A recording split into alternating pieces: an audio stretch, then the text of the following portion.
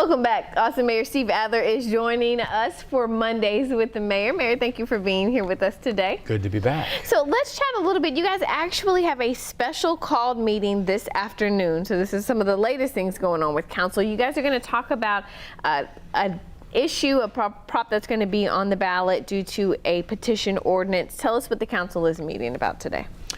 Well, today we'll finalize language for the convention center proposition. It'll be Proposition B.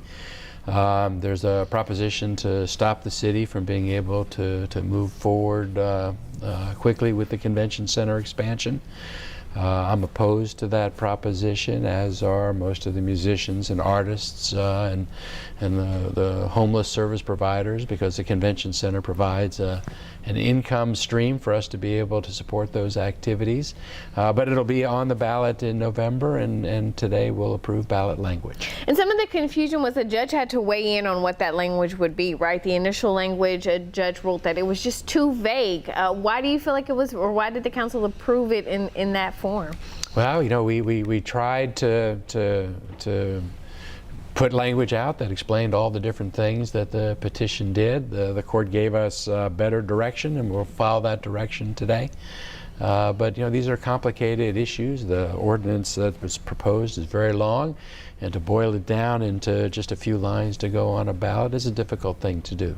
Yeah, you know, I feel like we've had these types of lawsuits with the city of Austin before, where the council will approve language and then they'll be sued about that language when it comes to propositions. In fact, the McCalla Place, we're also going to have a proposition on the November ballot dealing with that, and they announced today they're also having some issues with the language and they intend to sue. I mean, do you feel as though some people might say, or they're questioning, is council doing this on purpose? Are they trying to make this language hard to understand on purpose? Well, there were a couple of lawsuits the last time we went around, and the court found that the city council did exactly what it was supposed to do.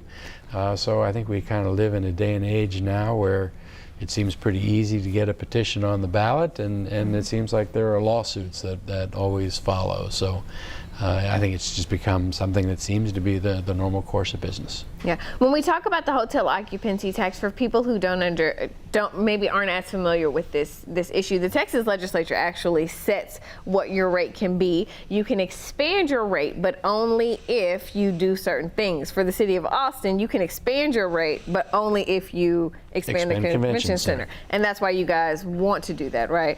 That's right. You know, if we expand the convention center, it allows us to access more tourist dollars. That way we can use tourist dollars to help with cultural arts, with historic preservation, and importantly in this case, to help give us a dedicated annual funding stream to help deal with homelessness in our city.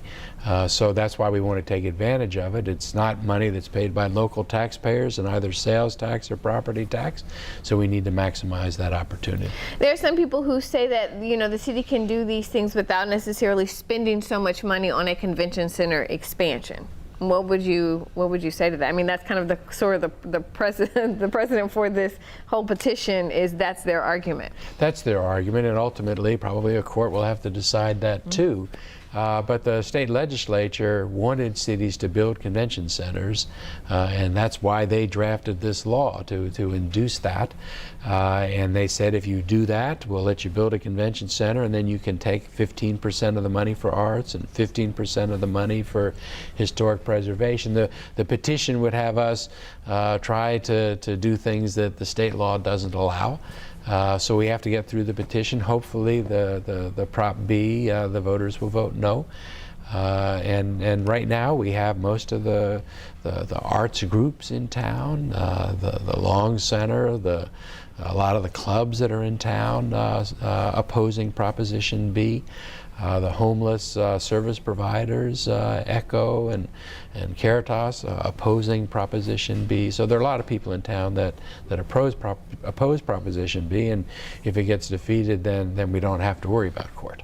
Well, we will see how this all plays out, starting with today's meeting, 3:30, with you guys setting that language. We'll be looking at it, and of course you guys can count on KVUE to explain this in detail as it all unfolds. All right, Mayor, thank you so much for joining us today. We appreciate it. Again, thanks for inviting me back. All right, we'll be right back.